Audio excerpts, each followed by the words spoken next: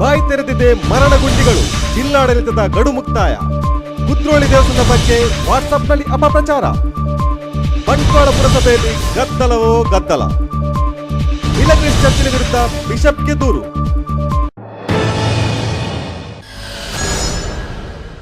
ಕೆಂಪು ಮತ್ತು ಕಪ್ಪು ಕಲ್ಲಿನ ಕ್ವಾರಿಗಳು ಅಪಾಯಕಾರಿಯಾಗಿದ್ದು, ಅವಿಭಾಜಿತ ದಕ್ಷಿಣ ಕನ್ನಡ ಜಿಲ್ಲೆಯಲ್ಲಿ ಅನೇಕ ಅವಘಡಗಳಿಗೆ ಸಾಕ್ಷಿಯಾಗಿದೆ.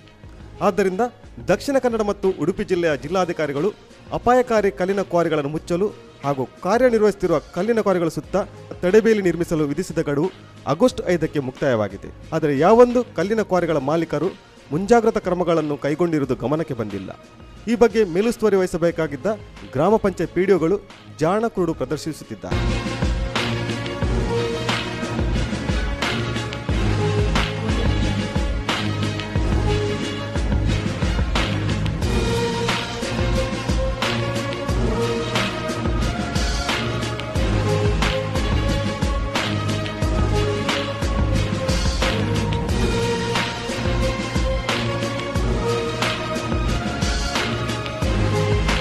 ಮೂಡುಬಿದಿರೆ ಪರಿಸರದಲ್ಲಿ ನಡೆದ 2 ಪ್ರತ್ಯೇಕ ಅವಘಡದಲ್ಲಿ 3 ಮಕ್ಕಳು ಬಲಿಯಾಗಿದ್ದರು. ಅದಕ್ಕಿಂತಲೂ ಮೊದಲು ಉಡುಪಿ ಜಿಲ್ಲೆಯಲ್ಲೂ ಇದೇ ರೀತಿ ಅವಘಡಗಳು ಸಂಭವಿಸಿತ್ತು.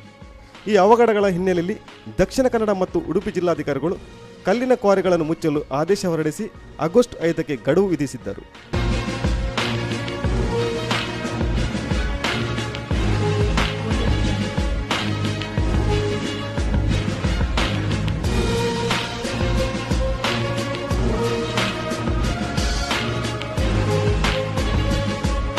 ಕೋಟೆ ಸೂರೆ ಹೋದ ಮೇಲೆ ದಿಡ್ಡಿ ಬಾಗಿಲು ಹಾಕಿದರೆಂಬಂತೆ ರಾಜ್ಯ ಸರ್ಕಾರ ಇದೀಗ ಮಾರ್ಗಸೂಚಿಗಳನ್ನು ರೂಪಿಸುತ್ತಿದೆಯಾದರೂ ಈ ಹಿಂದೆ ಜಿಲ್ಲಾಧಿಕಾರಿಗಳು ನೀಡಿದ ಆದೇಶಕ್ಕೆ ಕೋರೆ ಮಾಲೀಕರು ಕವಡೆ ಕಾಸಿನ ಕಿಮ್ಮತ್ತು ನೀಡದಿರುವುದನ್ನು ಕಂಡಾಗ ಈ ದುರಂತಗಳಿಗೆ ಯಾರು ಹೊಣೆ ಎಂಬ ಪ್ರಶ್ನೆ ಮೂಡುತ್ತದೆ.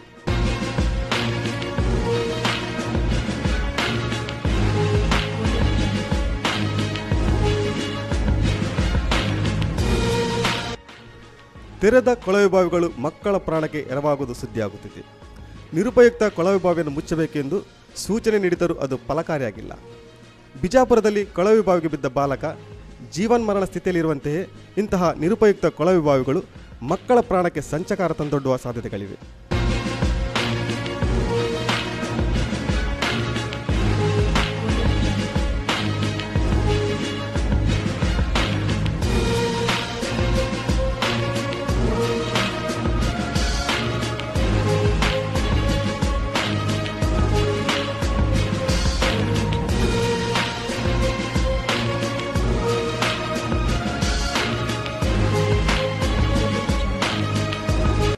ಬಂಟ್ವಾಳ ತಾಲೂಕಿನ ಕುಕ್ಕಜೆಯ ಅಂಗನವಾಡಿ ಶಾಲೆ ಪಕ್ಕದಲ್ಲಿಯೇ ನಿರುಪಯುಕ್ತ ಕೊಳವೆಬಾವಿಯೊಂದು ಬಾಯಿ ತೆರೆದು ನಿಂತುಕೊಂಡಿದೆ.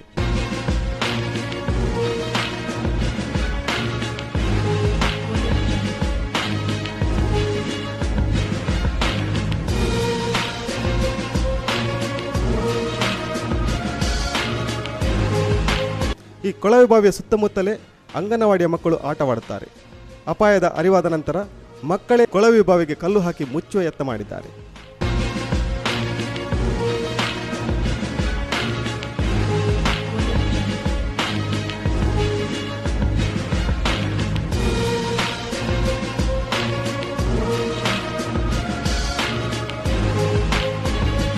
ನಿರುಪಯುಕ್ತ ಕೊಳವೆ ಬಾವಿಯನ್ನು ಸ್ಥಳೀಯ ಗ್ರಾಮ ಪಂಚಾಯತ್ ನೀರನ್ನು ಬಳಸುವ ಉದ್ದೇಶಕ್ಕಾಗಿ ತೋಡಿಸಿದೆ.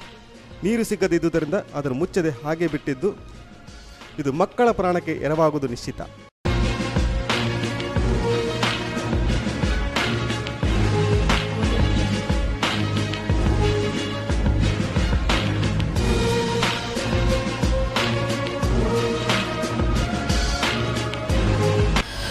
ಉಪ್ಪಿನಂಗಡಿ ಸಮೀಪದ ಕರ್ವೇಲು ಮಾಡತ್ತಾರು ರಸ್ತೆಯ ಬಳಕೆ ಎಂಬಲ್ಲಿ ಮರದ ಗೆಲ್ಲು ಬಿದ್ದು ಬಿಳಿಯೂರು ಗ್ರಾಮದ ಗೋಪಾಲ್ ನಾಯ್ಕ್ ಎಂಬರ ಪತ್ನಿ ಶಾಲಿನಿ ಮೃತಪಟ್ಟಿದ್ದಾರೆ.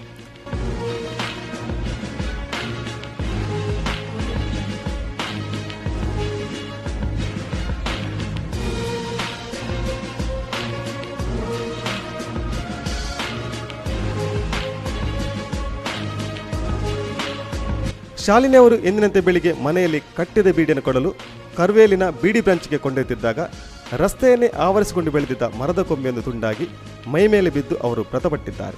ತಕ್ಷಣ ಸ್ಥಳೀಯರು ಶಾಲಿನಿ ಅವರನ್ನು ಮರದ ಗೆಲ್ಲಿನ ಅಡಿಯಿಂದ ಎತ್ತಿ ಆಸ್ಪತ್ರೆಗೆ ಸಾಗಿಸಿದರು. ಆ ವೇಳೆಗಾಗಲೇ ಅವರು ಮೃತಪಟ್ಟರು.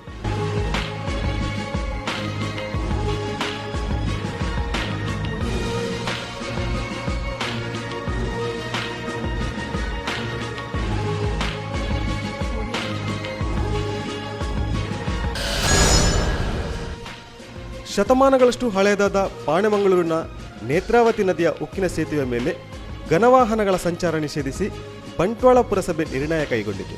ರಾಷ್ಟ್ರೀಯ ಹೆದ್ದಾರಿ ಇಲಾಖೆಯಿಂದ ಈ ಹಳೆ ಸೇತುವೆಯ ನಿರ್ವಹಣೆಗಾಗಿ ಬಂಟ್ವಾಳ ಪುರಸಭೆಗೆ ಹಸ್ತಾಂತರಗೊಂಡಿದೆ. 1914ರಲ್ಲಿ ನಿರ್ಮಾಣಗೊಂಡ ಈ ಉಕ್ಕಿನ ಸೇತುವೆಯು ದಶಕದ ಹಿಂದೆ ಹಾನಿಗೀಡಾಗಿತ್ತು.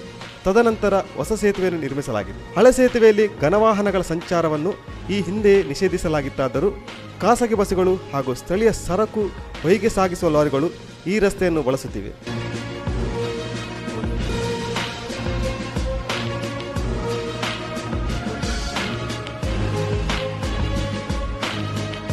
ಆದರೆ ಈ ಸೇತುವೆಯಲ್ಲಿ ಸಾರಿಗೆ ಬಸ್ಸುಗಳ ಸಂಚಾರಕ್ಕೆ ಅವಕಾಶ ಮಾಡಿಕೊಡಬೇಕೆಂದು ಪಾಣೆಮಂಗಳೂರು ಪೌರ ಸಮಿತಿಯ ಮನವಿಯ ಮೇರೆಗೆ ಚರ್ಚೆ ಕೈಗೊಂಡ ಪುರಸಭೆಯ ಸಾಮಾನ್ಯ ಸಭೆಯು ಭಾರೀ ವಾಹನ ಸಂಚಾರಕ್ಕೆ ಅನುಮತಿ ನೀಡದಿರುವ ನಿರ್ಣಯ ಕೈಗೊಂಡಿದೆ. ಇದರಿಂದ ಸ್ಥಳೀಯರ ಹೋರಾಟ ಮಣ್ಣು ಪಾಲಾದಂತಾಗಿದೆ.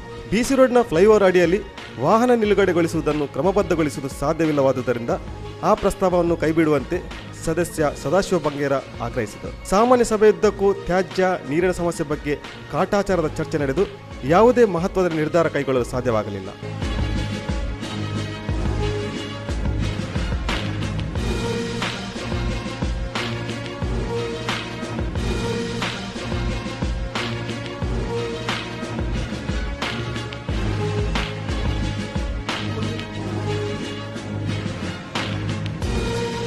ಕೆಳಗಿನಪೇಟೆಯ ದೊಡ್ಡ ಮಸೀದಿಯ ಅಂಗಳಕ್ಕೆ ಇಂಟರ್ಲಾಕ್ ಅಳವಡಿಸಲು 3 ಲಕ್ಷ ರೂಪಾಯಿ ಮಂಜೂರು ಮಾಡಿದ ಕ್ರಮವು ಸದಸ್ಯ ಮುನೀಶ್ ಅಲಿ ಅವರ ಆಕ್ರೋಶಕ್ಕೆ ಕಾರಣವಾಯಿತು. ಸಾಮಾನ್ಯ ಸಭೆಯ ಅಧ್ಯಕ್ಷತೆಯನ್ನು ಅಧ್ಯಕ್ಷೆ ವಸಂತಿ ಚಂದಪ್ಪ ವಹಿಸಿದ್ದರು. ಉಪಾಧ್ಯಕ್ಷೆ ಯಾಸ್ಮೀನ್ ಅಹಮದ್, ಮುಖ್ಯಾಧಿಕಾರಿ ಲೀನಾ ಪಿಂಟು ಉಪಸ್ಥಿತರಿದ್ದರು. ನೀರಿನ ಮಾಸಿಕ ಬಿಲ್ ಏರಿಕೆ ಮಾಡಿರುವುದನ್ನು ಪ್ರತಿಭಟಿಸಿ ಅಂಬ್ಲಮೊಗರು ಗ್ರಾಮ ಪಂಚಾಯತ್ ಕಚೇರಿಗೆ ಗ್ರಾಮಸ್ಥರು ಮುತ್ತಿಗೆ ಹಾಕಿ ಪ್ರತಿಭಟನೆ ನಡೆಸಿದರು. ಗ್ರಾಮಸ್ಥರು ಮುತ್ತಿಗೆ ಹಾಕಿದ ಸಂದರ್ಭದಲ್ಲಿ ಪಂಚಾಯತ್ ಉಪಾಧ್ಯಕ್ಷ ರಫೀಕ್ ಅವರು ಗ್ರಾಮಸ್ಥರ ಜೊತೆ ಒರಟಾಗಿ ವರ್ತಿಸಿದ ಪರಿಣಾಮ ವಾತಾವರಣ ಬಿಸಿ ಏರಿತು.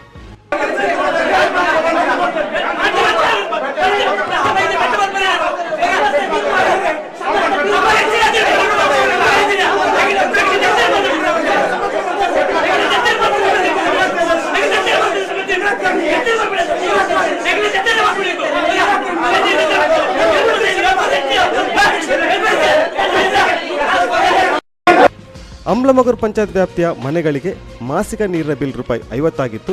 ಅದನ್ನು 75 ರೂಪಾಯಿಗಳಿಗೆ ಏರಿಸಿದ್ದು ಗ್ರಾಮಸ್ಥರ ಆಕ್ರೋಶಕ್ಕೆ ಕಾರಣವಾಗಿತ್ತು.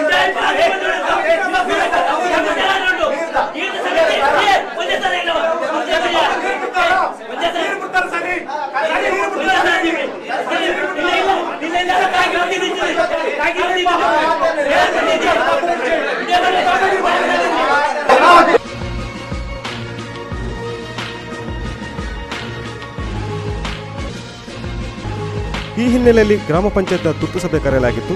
ಆ ಸಂದರ್ಭದಲ್ಲಿ ಗ್ರಾಮ ಪಂಚಾಯತ್ ಉಪಾಧ್ಯಕ್ಷ ರಫೀಕ್ ಅನಗತ್ಯ ವಿಷಯದ ಬಗ್ಗೆ ಪ್ರಸ್ತಾಪ ಮಾಡಿದಾಗ ಗ್ರಾಮಸ್ಥರಾದ ಇಬ್ರಾಹಿಂ ಮತ್ತು ಸಲೀಂ ಅವರು ನೀರಿನ ಬಿಲ್ ಸಮಸ್ಯೆ ಚರ್ಚಿಸುವಂತೆ ಸೂಚಿಸಿದರು. ಆಗ ರಫೀಕ್ ಅವರು ಸಲೀಂ ಮತ್ತು ಇಬ್ರಾಹಿಂರನ್ನು ಸಭೆಯಿಂದ ಹೊರಗಟ್ಟುವಂತೆ ತನ್ನ ಬೆಂಬಲಿಗರಿಗೆ ಸೂಚಿಸಿದಾಗ ಸಭೆಯಲ್ಲಿ ಪರಸ್ಪರ ಹೊಯ್ಕೈ ಆರಂಭಗೊಂಡಿತು. ಕೊನೆಯಲ್ಲಿ ಉಪಾಧ್ಯಕ್ಷ ರಫೀಕ್ ಅವರು ಗ್ರಾಮಸ್ಥರನ್ನು ವಿಶ್ವಾಸಕ್ಕೆ ತೆಗೆದುಕೊಂಡು ಸಮಸ್ಯೆ ಪರಿಹಾರಕ್ಕೆ ಮುಂದಾದರು.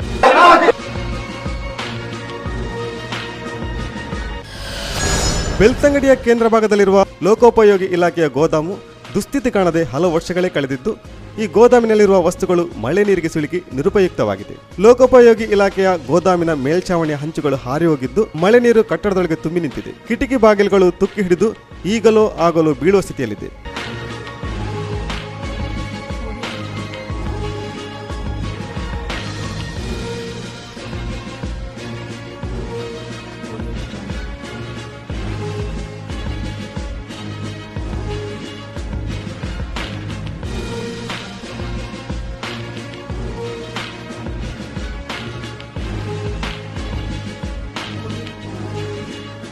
ಈ ಗೋದಾಮಿನಲ್ಲಿ ಪಿಡಬ್ಲ್ಯೂಡಿ ಇಲಾಖೆಗೆ ಸೇರಿದ ಟನ್ಗಟ್ಟಲೆ ಸಿಮೆಂಟ್ ಮಳೆ ನೀರಿಗೆ ತೊಯ್ದು ಗಟ್ಟಿಯಾಗಿ ನಿರುಪಯುಕ್ತವಾಗಿದೆ.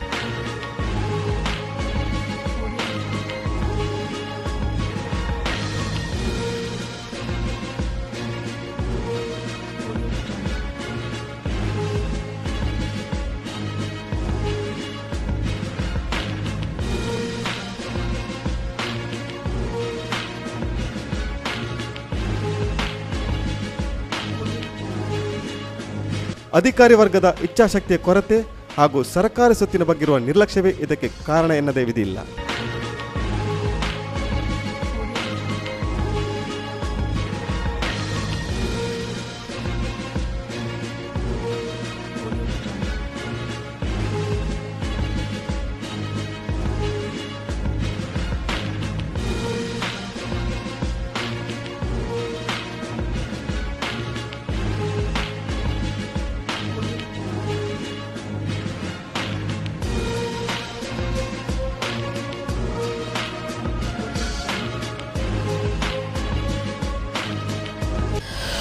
ಉಜಿರೆಯ ಕಾಲೇಜ್ ರಸ್ತೆಯ 2 ಮನೆಗಳಿಗೆ ಕಳ್ಳರು ನುಗ್ಗಿದ್ದು ಲಕ್ಷಾಂತರ ರೂಪಾಯಿ ಮೌಲ್ಯದ ಚಿನ್ನಾಭರಣ ಹಾಗೂ ನಗದು ಕಳವಗೈದು ಪರಾರಿಯಾಗಿದ್ದಾರೆ.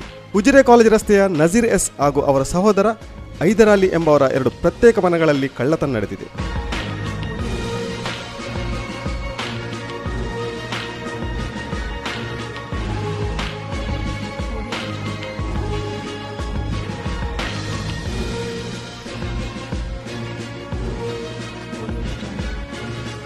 ಆದಿತ್ಯವಾರ ರಾತ್ರಿ ಕಳ್ಳತನ ನಡೆದಿದ್ದು ಸೋಮವಾರ ಬೆಳಿಗ್ಗೆ ಬೆಳಕಿಗೆ ಬಂದಿದೆ. ನಜೀರ್ ಮತ್ತು ಹೈದರಾಲಿ ವಿದೇಶದಲ್ಲಿ ಉದ್ಯೋಗದಲ್ಲಿದ್ದು ಈದ್ ಉಲ್ ಫಿತರ್ ಹಬ್ಬಕ್ಕಾಗಿ ಊರಿಗೆ ಬಂದಿದ್ದವರು. ಕಳೆದ ಶನಿವಾರ ಸಕಲೇಶ್ವರದ ಸಂಬಂಧಿಕರ ಮನೆಗೆ ಹೋಗಿದ್ದವರು ಸೋಮವಾರ ಬೆಳಿಗ್ಗೆ ಬಂದಾಗ ಕಳ್ಳತನ ಪ್ರಕರಣ ಬೆಳಕಿಗೆ ಬಂದಿದೆ. ನಜೀರ್ ಅವರ ಮನೆಯ ಮುಂಬಾಗಿಲನ್ನು ಮುರಿದು ಒಳನುಗ್ಗಿದ ಕಳ್ಳರು 5.5 ಪೌಂಡ್ ಚಿನ್ನಾಭರಣ, 5,000 ರೂಪಾಯಿ ನಗದು ಹಾಗೂ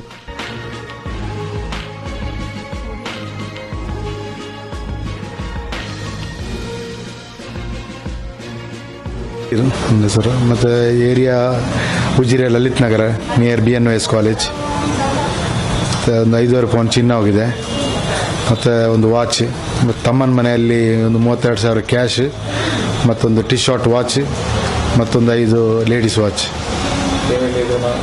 ನಾನು ಕಳ್ಳತನ ಆಗುವಾಗ ಸಕಲೇಶ್ವರ ಹೋಗಿದ್ದೆ ಅಕ್ಕನ ಮನೆಗೆ. 2 ಮನೆಯಲ್ಲಿ ಯಾರೂ ಇರಲಿಲ್ಲ. ನಾನು ಒಂದು ವಾರ ಆಯಿತು. ಹಾಗೂ ಹೈದರಾಲಿಯ ಮನೆಯ ಹಿಂಬಾಗಿಲ ಬಾಗಿಲು ಮುರಿದು ಒಳನುಗ್ಗಿದ ಕಳ್ಳರು 32,000 ರೂಪಾಯಿ ನಗದು ಹಾಗೂ 45,000 ರೂಪಾಯಿ ಮೌಲ್ಯದ ವಾಚ್ ಅನ್ನು ಕಳವಗೈದಿದ್ದಾರೆ. ಕಳವು ನಡೆದ ಮನೆಗೆ ಬೆರಳಚ್ಚು ತಜ್ಞರು ಹಾಗೂ ಶ್ವಾನದಳವನ್ನು ಕರೆಸಲಾಗಿತ್ತು. ನನ್ನ ಹೆಸರು ನೌಶಾದ್. ನಾನು ಕಳ್ಳತನ ಆಗುವಾಗ ಮಾವನ ಮನೆಯಲ್ಲಿದ್ದೆ. ಬೆಳಿಗ್ಗೆ ಬರುವಾಗ ಕಳ್ಳತನ ಆಗಿತ್ತು.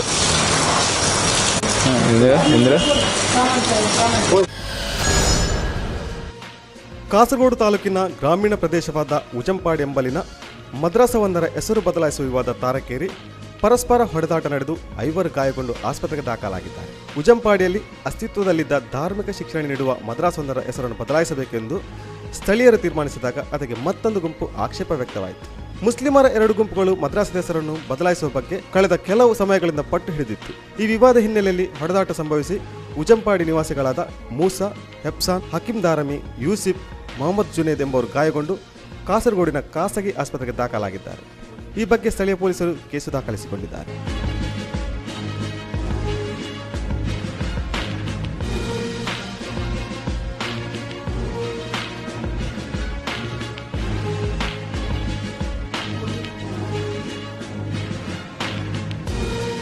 ಕುದ್ರೋಳಿ ದೇವಸ್ಥಾನದ ಆವರಣದಲ್ಲಿ ಇಫ್ತಾರ್ ಕೂಟವನ್ನು ಆಯೋಜಿಸಿ ದೇವಸ್ಥಾನವನ್ನು ಅಪವಿತ್ರಗೊಳಿಸಲಾಗಿದೆ ಎಂದು ವಾಟ್ಸಾಪ್ ಮೂಲಕ ಅಪಪ್ರಚಾರ ನಡೆಸಲಾಗುತ್ತಿದೆ ಎಂದು ಕುದ್ರೋಳಿ ದೇವಸ್ಥಾನದ ಆಡಳಿತ ಮಂಡಳಿ ಬಂದರು ಪೊಲೀಸರಿಗೆ ದೂರು ನೀಡಿದೆ.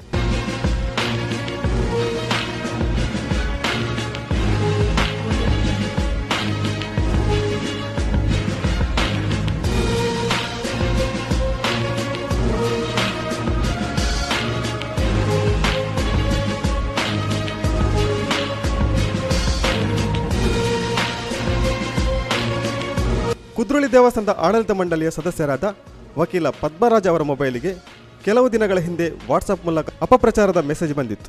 ಕುದ್ರೋಳಿ ದೇವಸ್ಥಾನದ ಆವರಣದಲ್ಲಿ ಕಳೆದ 3 ವರ್ಷಗಳಲ್ಲಿ ಮುಸ್ಲಿಮರ ರಂಜಾನ್ ಉಪವಾಸ ವ್ರತದ ಸಂದರ್ಭದಲ್ಲಿ ಕೋಮು ಸಾಮರಸ್ಯವನ್ನು ಬಿಂಬಿಸುವ ಉದ್ದೇಶದಿಂದ ಇಫ್ತಾರ್ ಕೂಟವನ್ನು ಆಯೋಜಿಸಲಾಗಿತ್ತು. ಇದರಲ್ಲಿ ಹಿಂದೂ ಮುಸ್ಲಿಮರು ಭಾಗವಹಿಸಿದ್ದರು. ದೇವಸ್ಥಾನದ ಆವರಣ ಆಗಿದ್ದುದರಿಂದ ಸಸ್ಯಾಹಾರಿ ಭೋಜನವನ್ನು ವಿತರಿಸಲಾಗಿತ್ತು. ಆದರೆ ಕ್ಷೇತ್ರದ ಬಗ್ಗೆ ಅಪಪ್ರಚಾರ ನಡೆಸಲೆಂದೇ ಸೃಷ್ಟಿಯಾಗಿರುವ ಕುತಂತ್ರಿಗಳ ತಂಡವು ಇಫ್ತಾರ್ ಕೂಟದಲ್ಲಿ ಮಾಂಸಾಹಾರಿ ಭೋಜನ ವಿತರಿಸಿ ದೇವಸ್ಥಾನದ ಪವಿತ್ರತೆಯನ್ನು ಹಾಳು ಮಾಡಲಾಗಿದೆ ಎಂದು ಅಪಪ್ರಚಾರ ನಡೆಸುತ್ತಿದೆ.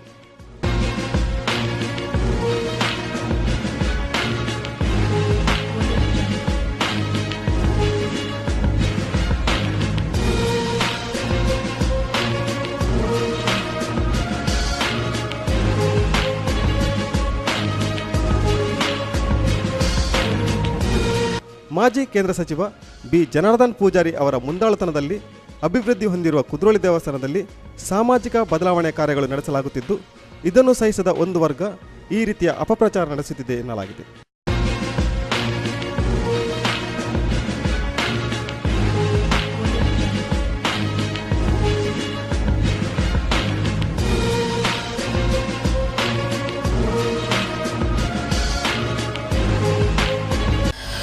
ಹಂಪನಕಟ್ಟೆಯ ಮಿಲಗ್ರೀಸ್ ಚರ್ಚಿನ ದಫನ ಭೂಮಿಯನ್ನು ಖಾಸಗಿ ಸಂಸ್ಥೆಗೆ ಜಾಹೀರಾತು ಫಲಕ ಅಳವಡಿಸಲು ನೀಡಿರುವುದು ವಿವಾದಕ್ಕೆ ಕಾರಣವಾಗಿದೆ.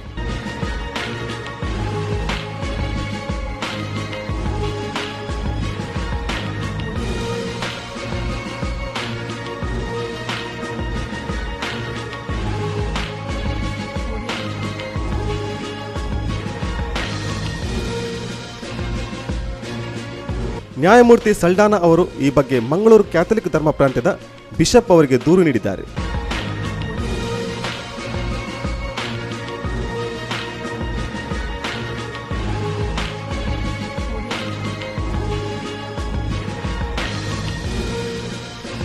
ಮಿಲಗ್ರೀಸ್ ಚರ್ಚಿನ ಪಕ್ಕದಲ್ಲೇ ಚರ್ಚ್ಗೆ ಸಂಬಂಧಪಟ್ಟ ಸ್ಮಶಾನ ಭೂಮಿ ಇದೆ. ಈ ಭೂಮಿಯನ್ನು ಅನ್ಯ ಉದ್ದೇಶಕ್ಕಾಗಿ ಬಳಸಬಾರದು ಎಂದು ವಿವಿಧ ನ್ಯಾಯಾಲಯಗಳು ತೀರ್ಪು ನೀಡಿದರೂ ಚರ್ಚಿನ ಆಡಳಿತ ಮಂಡಳಿ ಹಣ ಮಾಡುವ ಉದ್ದೇಶದಿಂದ ವಾಣಿಜ್ಯ ಉದ್ದೇಶಗಳಿಗಾಗಿ ಚರ್ಚಿನ ಜಾಗವನ್ನು ಬಳಸುತ್ತಿದೆ ಎಂದು ಅವರು ದೂರಿದ್ದಾರೆ.